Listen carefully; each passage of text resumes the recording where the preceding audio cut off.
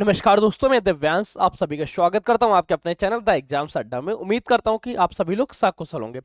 जैसा कि आप सभी लोगों को पता है, आपके हर एक एग्जाम में हिंदी एक मोस्ट इंपॉर्टेंट सब्जेक्ट बन जाता है। और हिंदी की क्लास हम लोग कर रहे हैं सिलेक्शन सीरीज के अंतर्गत। सिलेक्शन सीरीज वह सीरीज जिसका मुख्य उद्देश्य आप लोगों को सिलेक्शन दिलाना है।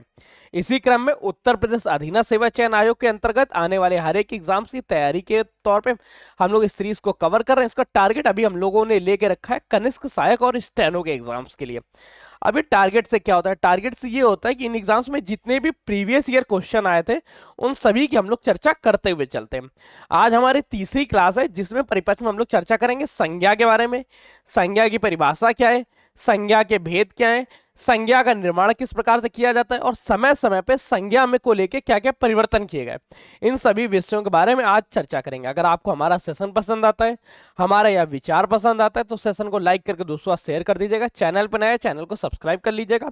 और मैं आप लोगों से एक हम्बल रिक्वेस्ट करता हूं कि आप लोग अपनी विचारों को कमेंट करके बताइएगा। और अगर ये पीडीएफ आप लोगों को नहीं मिल रही है तो पीडीएफ के लिए एक नंबर है आप लोगों के पास जो नीचे फ्लैश भी हो रहा होगा, ये मैं बता देता हूँ, 9889057003। इस नंबर पे आप लोग व्हाट्सअप कर दीजिएगा अगर आप लोगों को किसी की भी पीडीएफ प्राप्त करने में या कोई और इश्यूज आ रहे हैं तो भी।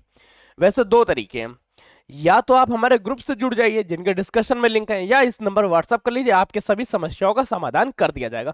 चलिए आज के सेशन को स्टार्ट करते हैं।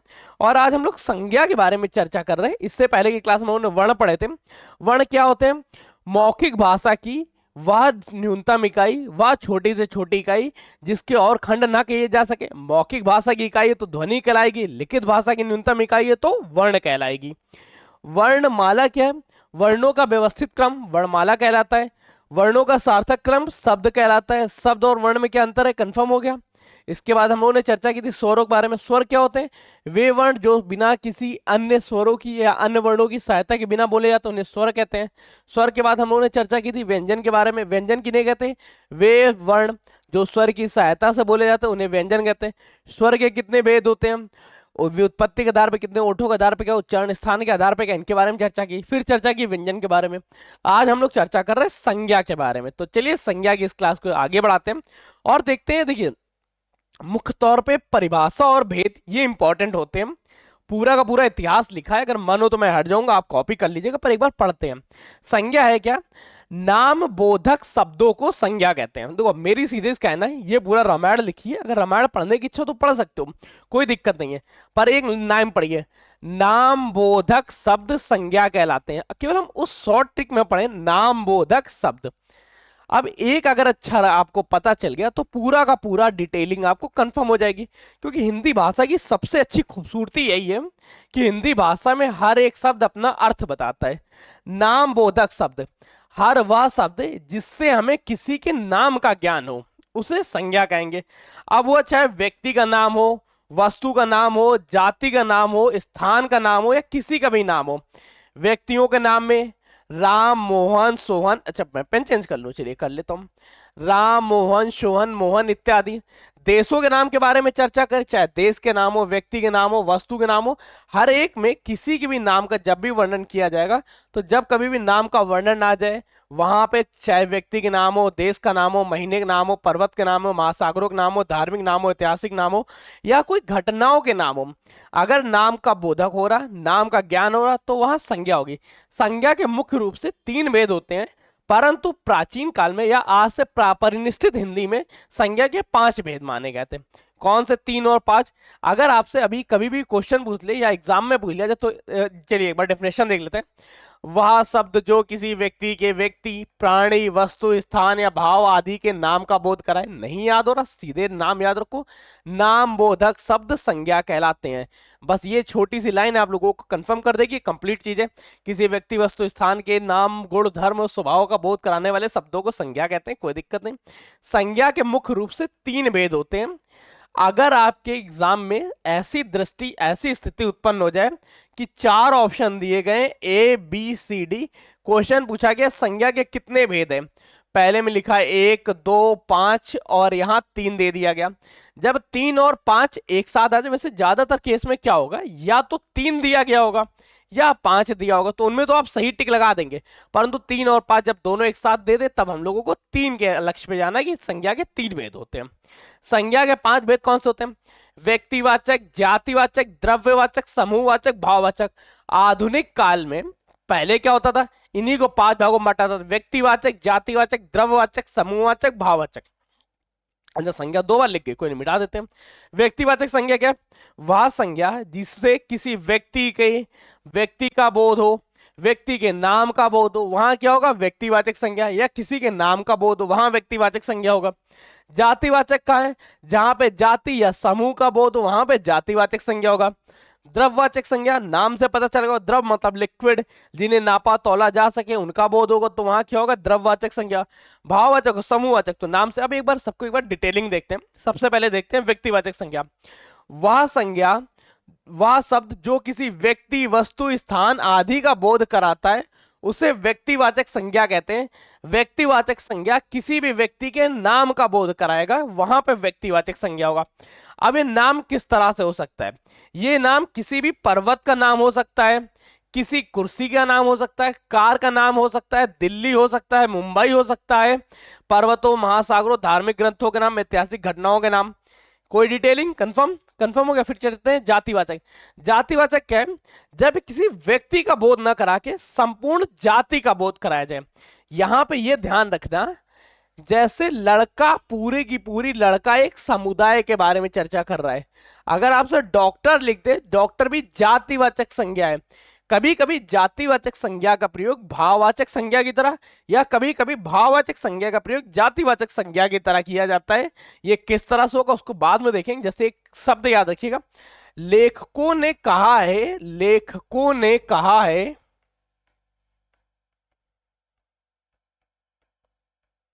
श्री राम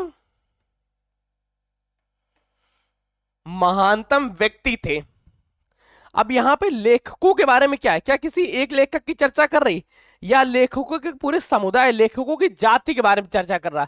तो यहां लेखक क्या होगा? यहां पे लेखक का प्रयोग जातिवाचक संज्ञा के रूप में किया गया। यहां पे देख लीजिए, वो शब्द जो संज्ञा के जाति का बोध कराता है जातिवाचक संज्ञा कहलाता है। जैसे लड़का, लड़की, नदी, पर्वत। जातिवाचक संज्ञा के 2 भेद हो गए, द्रववाचक व समूहवाचक। द्रववाचक की संज्ञा क्या करेंगे?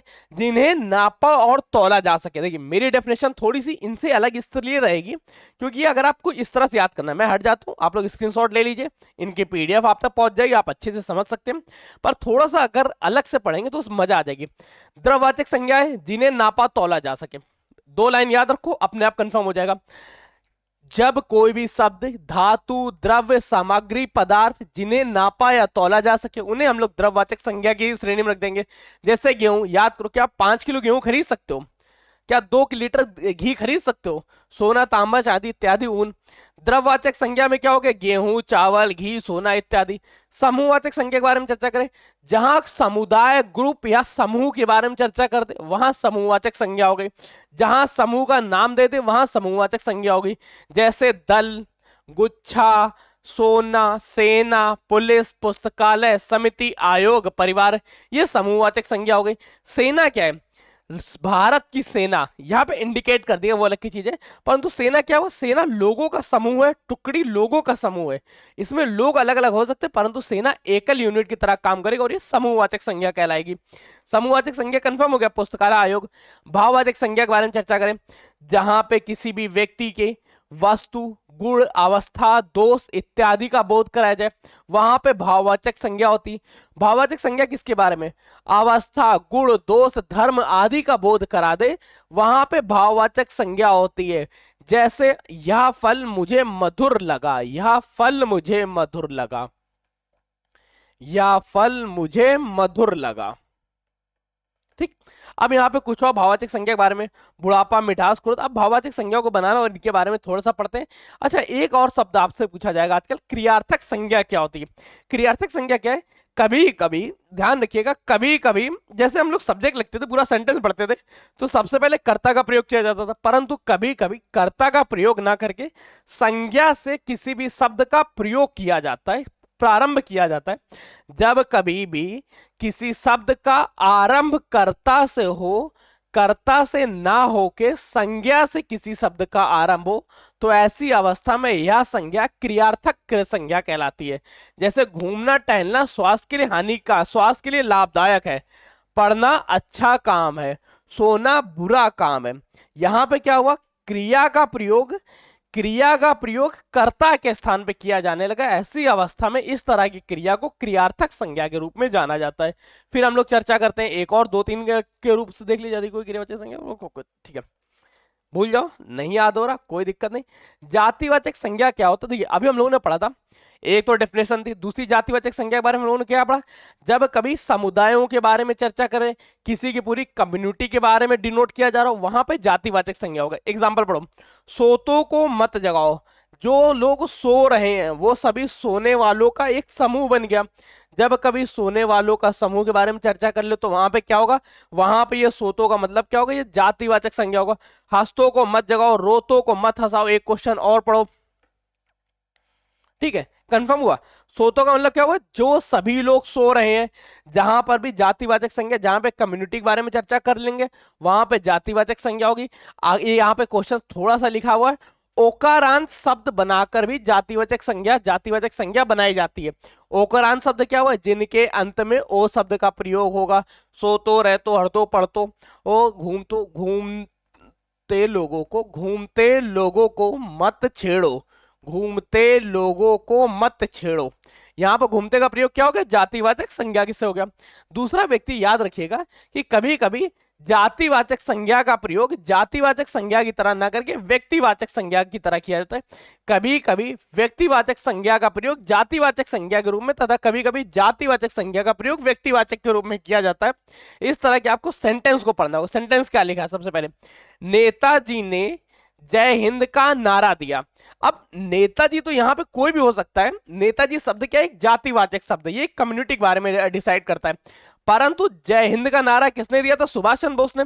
तो यहां पे नेताजी डिसाइड हो गए, एक यूनिट की तरह काम करने लगे। मतलब यहां पे जातिवाचक संज्ञा ना हो के यहां पे व्यक्तिवाचक संज्ञा हो गई। जैसे गांधी को गोडसे ने मारा, गांधी को गोडसे ने मारा। गांधी पूरी पूरी जाति है, परंतु ये जातिवाचक संज्ञा के रूप में प्रयोग ना करके यहां पे इसका प्रयोग व्यक्तिवाचक संज्ञा के रूप में किया जाएगा। नियम नंबर 2 क्या कह रहा है, नियम नंबर 2 कह रहा है कभी कभी जातिवाचक संज्ञा का प्रयोग जातिवाचक संज्ञा की तरह ना होके व्यक्तिवाचक संज्ञा की तरह किया जाता है। अच्छा, हिंदी भाषा की अच्छी खासियत क्या है, हम लोगों को विस्तार से पढ़ना पड़ता है और उसके आशय को समझना पड़ता है, उसका अर्थ समझना पड़ता है। जातिवाचक संज्ञा है, परंतु अगर उसका उपयोग किसी डेडिकेटेड किसी पर्टिकुलर व्यक्ति को डिनोट करने के लिए किया जाएगा तो वहां पे जातिवाचक संज्ञा न होकर वहां पे व्यक्तिवाचक संज्ञा होगी। दूसरा एग्जांपल देखो, मोदी देश के प्रधानमंत्री हैं। अच्छा, मोदी तो कंप्लीट एक समुदाय के बारे में बताता है, परंतु यहाँ समुदाय ना हो के एक नरेंद्र दामोदर मोदी के बारे में चर्चा कर रहा। सरदार को लौह पुरुष भी कहा जाता है, सरदार वल्लभ भाई पटेल के बारे में चर्चा कर रहा है, सरदार तो जाति हो गई। दूसरा देखते हैं, कभी कभी व्यक्तिवाचक संज्ञा का प्रयोग जातिवाचक संज्ञा के रूप में किया जाता है। व्यक्तिवाचक संज्ञा का प्रयोग भी जातिवाचक संज्ञा के लिए किया जाता है। किस तरह से किया जाता है वो याद रखो। जैसे हमें विभीषणों से सावधान रहना चाहिए, प्रत्येक व्यक्ति को विभीषणों से सावधान रहना चाहिए।